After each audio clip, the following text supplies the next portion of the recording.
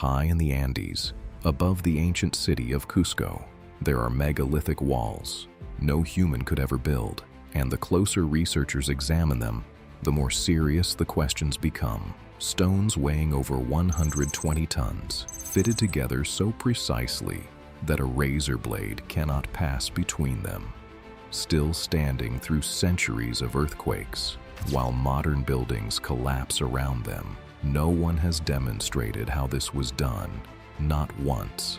When Spanish conquistadors arrived in 1533, they were so stunned by what they saw that they attributed it to demons. The Inca people living among these structures gave an equally striking answer when asked who had built them.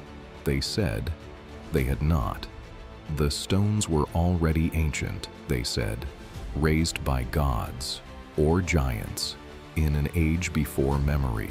Conventional archaeology has filed both responses under mythology and moved on.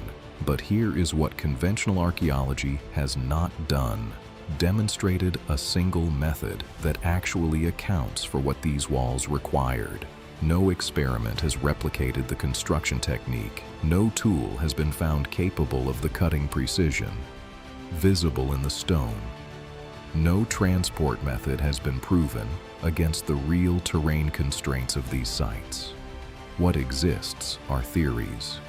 Repeated so often, they have started to feel like facts. The stones themselves tell a different story. The fortress of Sacsayhuaman sits above Cusco, in three massive zigzagging lines of stone, each tier rising above the one before it. The Spanish conquest dismantled much of it. Colonizers broke sections apart to build churches and colonial buildings. What remains is still enough to challenge everything we think we know about ancient construction.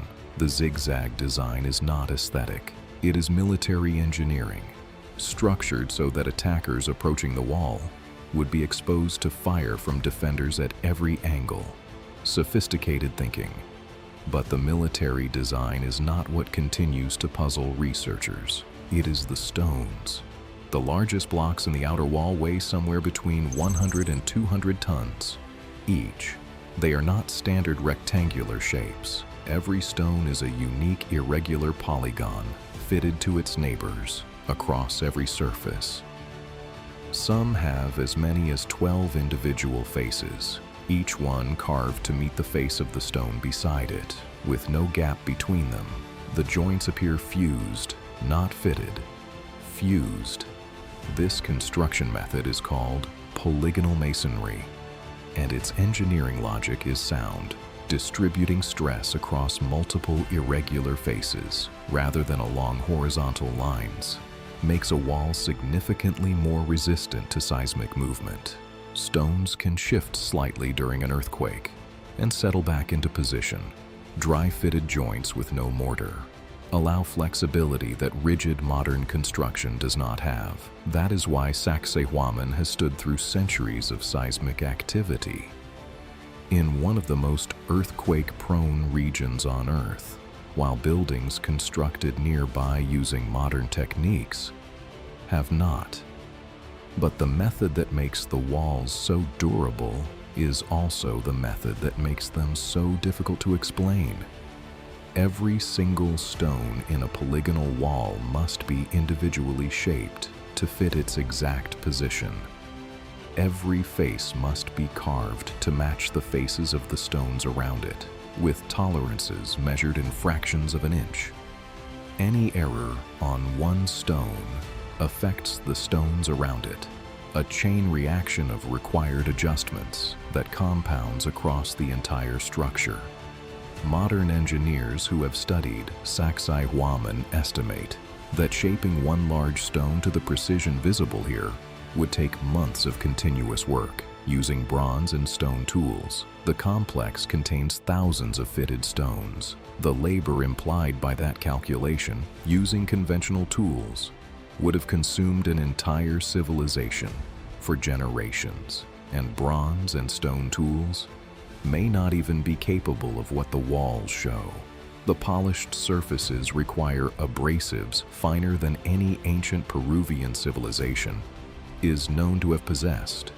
The internal angles are cut to tolerances that modern stonemasons achieve only with precision instruments. The gap between the tools ancient Peruvians had and the results the walls demonstrate has never been satisfactorily closed. Researchers have examined this problem for decades. It remains unclear, but Sacsayhuaman is only the beginning. Around 60 kilometers from Cusco, deep in the Sacred Valley, stands the fortress and temple complex of Ollantaytambo. And here, the engineering challenges become harder still. The most striking feature is the wall of 6 monoliths, 6 enormous blocks of rose-colored granite, standing at the summit of a steep terraced hillside. Each block weighs around 50 tons. The fitting precision matches Sacsayhuaman, thin carved stone bands inserted between joints so tight, the blocks appear to be one continuous surface. What makes Ollantaytambo particularly puzzling is not the fitting, it is the stone itself. Granite of this type does not exist anywhere near the construction site. The nearest source is a quarry located 4 miles away, on a separate mountainside, across the Urubamba River Valley. That distance sounds manageable until the terrain is mapped in full. The quarry sits high on one mountain. The construction site sits high on another. Between them runs the Urubamba River, a powerful glacial waterway. Every block had to be lowered down one mountain, transported across the valley floor, crossed over the river, and then raised up the opposite slope to the building site. At 50 tons each, without wheels, without metal tools, without draft animals strong enough to matter. At the quarry, archaeologists have found something that adds another layer to the mystery. Partially worked stones that were abandoned mid-process and finished blocks that were never moved at all, still resting exactly where they were shaped. Local people call these the tired stones. They suggest that the construction project was interrupted and never resumed. Something stopped the work. What that was remains unknown. But dozens of blocks did complete the journey. They were transported across what every experimental attempt has confirmed is near impossible terrain, then positioned at the summit with precision that approaches the micrometer scale. Conventional archaeology proposes ropes, wooden rollers, and elaborate ramp systems, organized across thousands of workers. That proposal has never been successfully demonstrated. When researchers have actually attempted to move blocks of this scale using these methods, the friction coefficients exceed what rope can withstand. The terrain doesn't accommodate rollers, and the numbers don't resolve. Each constraint that gets examined makes the explanation less convincing, not more. How these blocks were moved remains one of archaeology's most genuinely unanswered questions, and if Ollantaytambo already defies explanation, what lies further south defies it entirely. Southeast of Lake Titicaca, at over 12,000 feet of altitude, lies the site that raises the most serious questions of all: Puma Punku, part of the wider Tiwanaku complex in Bolivia. Now largely a field of scattered stone. But what those stones reveal about the precision of their original construction exceeds anything found at Sacsayhuaman or Ollantaytambo. The material alone sets Puma Punku apart. The blocks here are cut from andesite and diorite, volcanic rock significantly harder than the granite and limestone used at other sites. Andesite sits at 7 on the Mohs hardness scale, roughly comparable to quartz. Diorite is similarly resistant. These are not materials that yield to bronze chisels or stone hammers in any practical sense. And yet, the cutting precision visible in these blocks approaches the limits of modern machining. Surfaces are flat to within fractions of a millimeter, across spans of several meters. Corners are perfectly square, drill holes are perfectly circular and perfectly straight. One specific block type found repeatedly across the site has been called the H block. for its shape. These pieces feature complex three-dimensional geometry, channels, grooves, interlocking surfaces, clearly designed to connect with adjacent blocks in precisely engineered structural systems. Some H-blocks show parallel striations of uniform depth and width across their surfaces, consistent with mechanical sawing or grinding rather than hand tool work. Internal corners on these blocks are cleanly radiused, in a way that chisel work does not produce. None of this has been satisfactorily explained by conventional archaeology. The quarry that supplied the stone lies over 10 miles away. The finished blocks, some weighing over 100 tons, were transported there and then shaped with precision that no identified ancient tool could achieve. Pumapunku also presents a final uncomfortable observation. It does not appear to have been simply abandoned. The blocks are scattered in patterns that suggest violent dispersal rather than the gradual collapse of an unused structure. Some researchers have proposed deliberate destruction. Whatever happened here, it transformed what the remaining evidence suggests was one of the most precisely engineered structures ever built into a rubble field. The stone survives, too hard to erode, too massive to remove, and continues to raise serious questions that have no conventional answers. Don't forget to subscribe and leave a like if you want to see more ancient mysteries like these. These three sites are remarkable on their own, but what makes the mystery deeper is what they share. Across Peru and Bolivia, megalithic construction sites display features that point towards something broader than local engineering tradition. Polygonal masonry appears at sites separated by hundreds of miles, attributed by conventional chronology to different civilizations at different periods. Yet the precision is consistent. The fitting methods are consistent. The approach to material preparation is consistent. That level of consistency across that kind of distance and time either suggests a shared building tradition stretching across millennia or a single period of construction.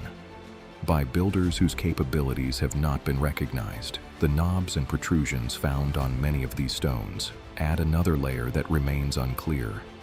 These features appear on otherwise finished surfaces, as if they served a specific function during construction that became unnecessary once the stone was in its final position. The obvious explanation is rope attachment for moving blocks, but they are not positioned where rope attachment would be most effective, and many appear on surfaces that would have been inaccessible during transport. What purpose they actually served has not been determined.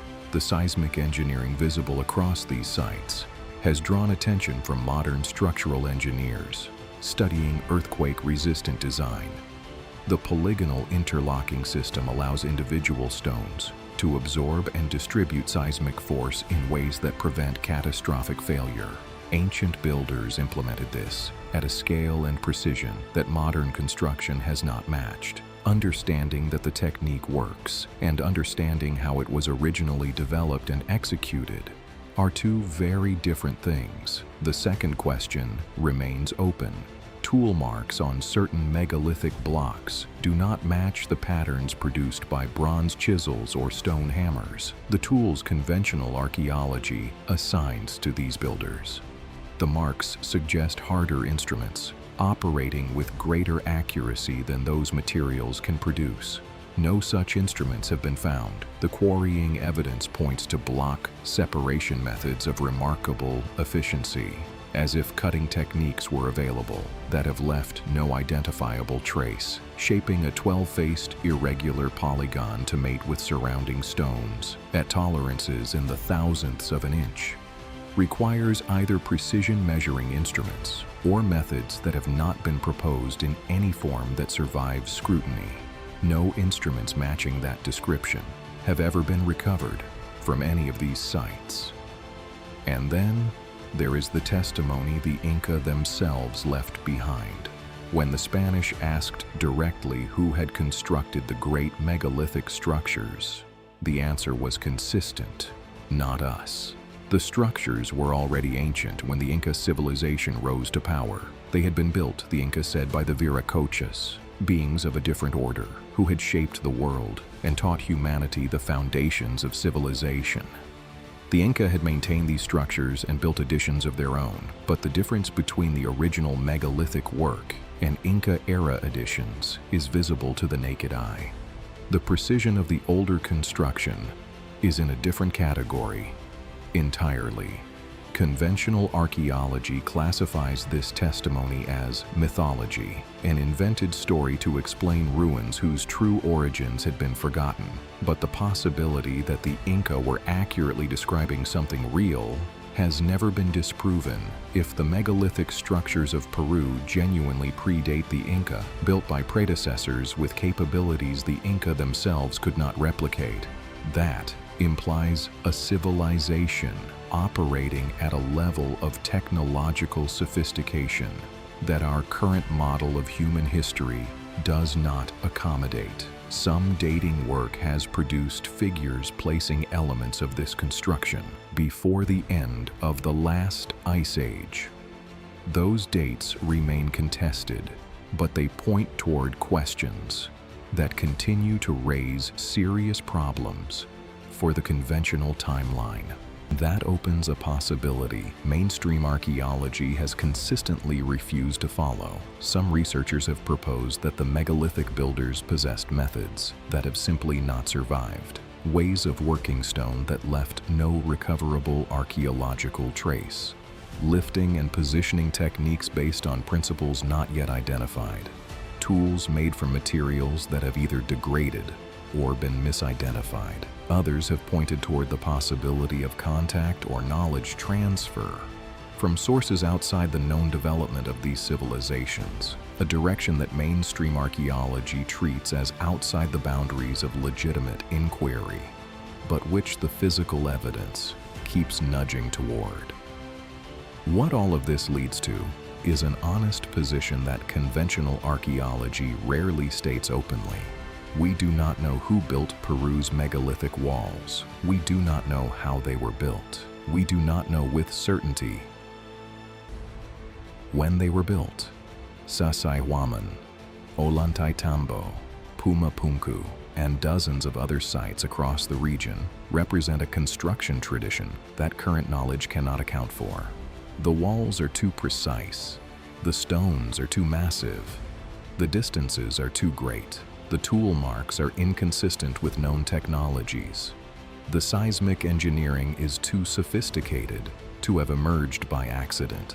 These structures have endured earthquakes, conquest, centuries of deliberate dismantling by Spanish colonizers, and the weight of everything time applies to stone. They will very likely be standing long after our own civilization has reached its end. The Incas said they did not build them. The Spanish said demons built them. Modern archaeology says ancient workers built them with bronze tools and rope. The stones themselves say something else entirely. And until we listen to what the stones are saying, the mystery of Peru's megalithic walls will remain unsolved. The walls will keep their secrets as they have kept them for thousands of years, while we stand before them and wonder how anything so impossible could ever have come to exist.